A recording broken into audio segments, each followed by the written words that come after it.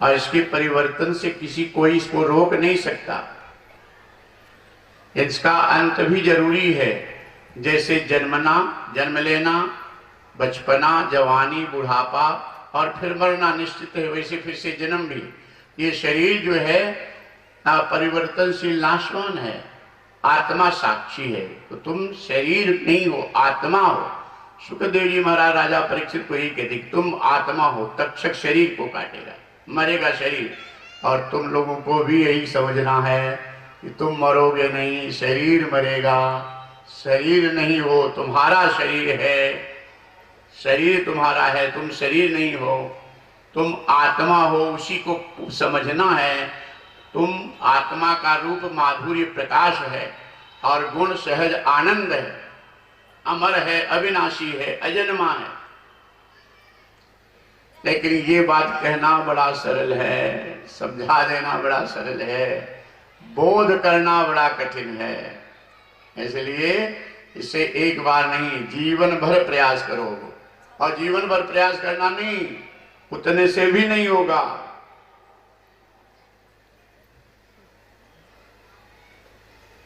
बहु नाम जन्म नामन्ते ज्ञानवान मां प्रपद्यते वासुदेव शर्मिति स महात्मा सो दुर्लभा। साधु संत महात्माओं को बहुत बहुत जन्मों तक तपस्या साधना करने के बाद तब वासुदेव शर्मिति स माति, ये परिपूर्ण तत्व ज्ञान के बोध में टिकना कोई एक है। स महात्मा सो दुर्लभा, वो महात्मा बड़ा दुर्लभ है। ऐसा संत जो सब में परमात्मा का दर्शन का बोध करे, सर्वत्र परमात्मा का आभास करे। ये कहना सुनना इसलिए लगातार कहते रहो, सुनते रहो, लगातार आयोजन करते रहो और सुनने जाते रहो। धीरे धीरे धीरे धीरे ये नहीं समझो कि वही राजा परीक्षित की कथा है, वही ध्रुव जी की। तो मैंने तो सुना था, कहानी नहीं है। ध्रुव का अर्थ होता है शाश्वत सहज आनंद सुख। ये वेद रूपी कल्प इसका अमृत रस है, अमर कथा है भागवत कथा। अमर कथा को बार बार इसको पीते रहो। ये रविंद्रनाथ और इनके भाई ऐसे परिवार कथा का आयोजन किए और सुन रहे हो, लेकिन बार बार सुनते रहो, जहां भी हो जाकर के सुनते रहो। और बार बार सदगुरु की कृपा प्राप्त करते रहो।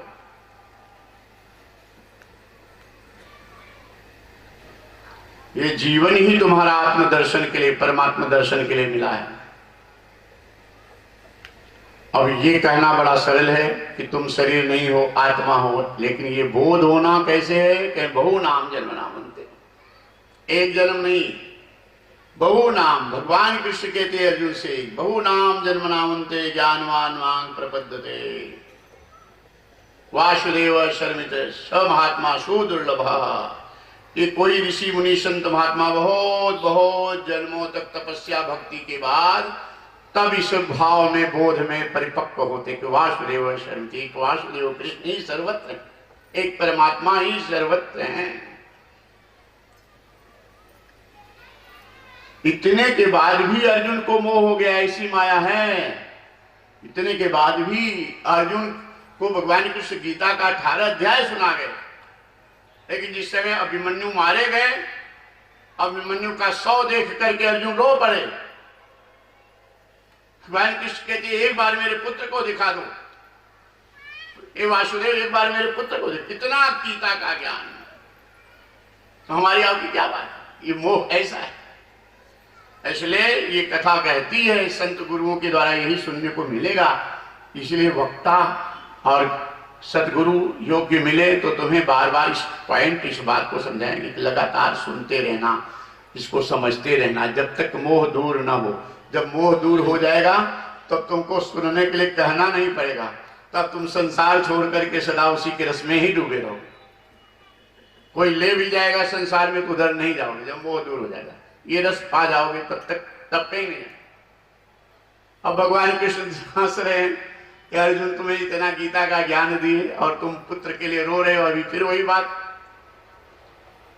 ले गए अभिमन्यु के पास, बच्चों के साथ खेल रहे थे अभिमन्यु, तो वहां ले गए बुलाए अभिमन्यु को। भगवान कृष्ण आए, अर्जुन दौड़े, पुत्र पुत्र करके दौड़े, अभिमन्यु पुत्र। अभिमन्यु डांटे, मैं आपको नहीं जानता कि कब के पिता पुत्र हैं, आप कब के मेरे पिता, कब हजारों बार मैं आपका पिता बना हूं, आप मेरे पुत्र। हमारे बात, पत्नी हजारों बार पति बनी है, हजारों बार पत्नी बनी है, हजारों बार पिता पुत्र बने हो। ये शरीर जो है तुम नहीं हो, तुम आत्मा हो। शरीर हजारों बार ऐसे बनता है, बिगड़ता है, अमर कथा है ये, इसके लिए बार बार सुनो।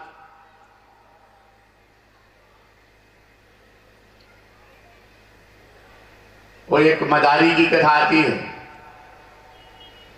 एक मदारी 5 बकरी 5 बंदर को लेकर के गांव गांव तमाशा दिखाता था।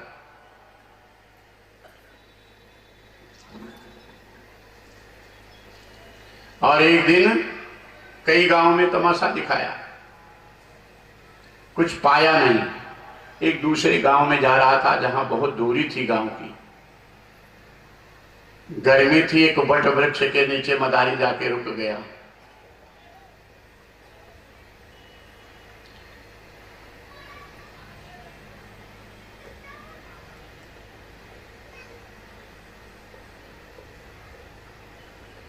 पांच बकरियां एक तरफ बांध दिया, 5 बंदर एक तरफ। मदारी का थैला जैसे रखा, बैठने चला मदारी, तब तक देखा कि सामने एक महात्मा जी बैठे हैं, बड़े दिव्य। मदारी जाकर महात्मा जी को दंडवत प्रणाम किया। महात्मा जी बड़े प्रसन्न हुए, कहे कि मदारी तुमने प्रणाम किया है तो पलथी मार करके 2 मिनट के लिए आंखें बंद करके बैठ जाओ, मैं तुम्हें आशीर्वाद दे दूं। मदारी सोचने लगा कि आज का दिन वैसे ही खराब है, कई गांवों में तमाशा दिखाया, कुछ पाया नहीं। अरे बाबा जी कह रहे हैं आंखें बंद करके बैठ जाओ, बंदर बकरी थैला में गायब कर दी, यही कहीं सहारा है। क्या बता, साधु के वेश में।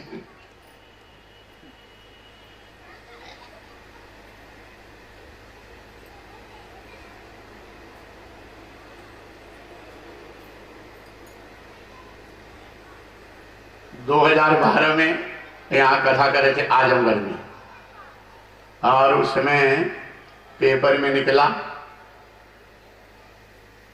हेडिंग में कि साधु साइकिल ले उड़ा। हेडिंग थी पेपर में, साधु साइकिल ले उड़ा। पत्रकार जी दूसरे दिन प्रणाम करने आ गए, उनका निकाल रहे कि हाँ, उनका एक कौन लिखता है, कहें ये मुख्यालय से सब समाचार जाते हैं तो देते हैं, तो वहां से सुधार करके लिखते हैं। हम कहा तो अपने जो मुख्यालय में लिखने वाले थोड़ा उनको समझाओ गुरुजी को, कि गुरुजी तो हमारी शिकायत कर रहे थे, लिखने का तरीका समझें तब लिखें। साधु होगा तो साइकिल क्यों लेके उड़ेगा?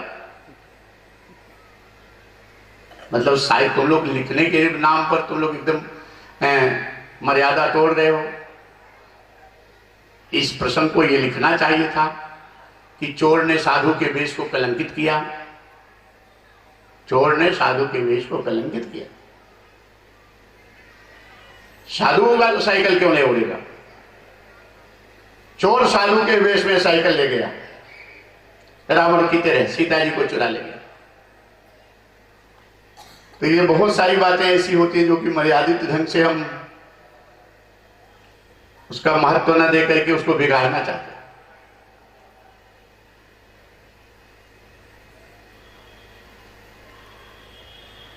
चलो ये तो बात है। प्रसंग आई, मदारी विचार करने लगा कि बाबा जी आंखें बंद करने के लिए लोग कह रहे हैं,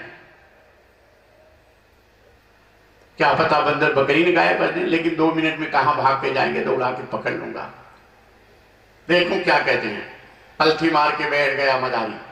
2 मिनट के बाद आंख खोले तो देखे महात्मा जी है कि नहीं, तो सही में महात्मा जी गायब।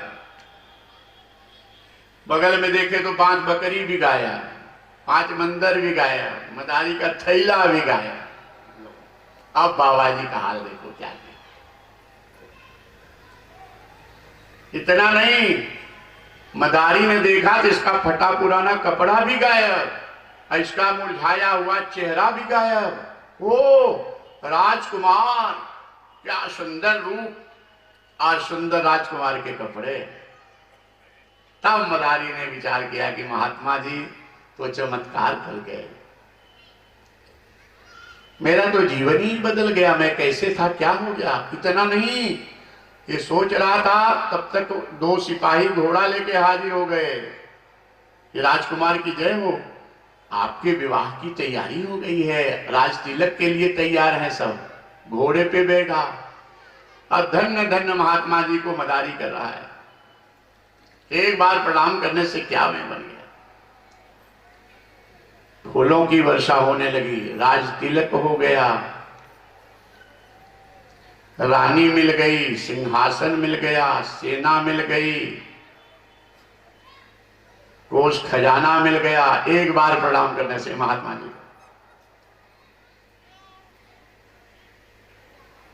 अब मदारी उतने से संतोष नहीं हुआ, अब अपने सीमा को ज्यादा करूं।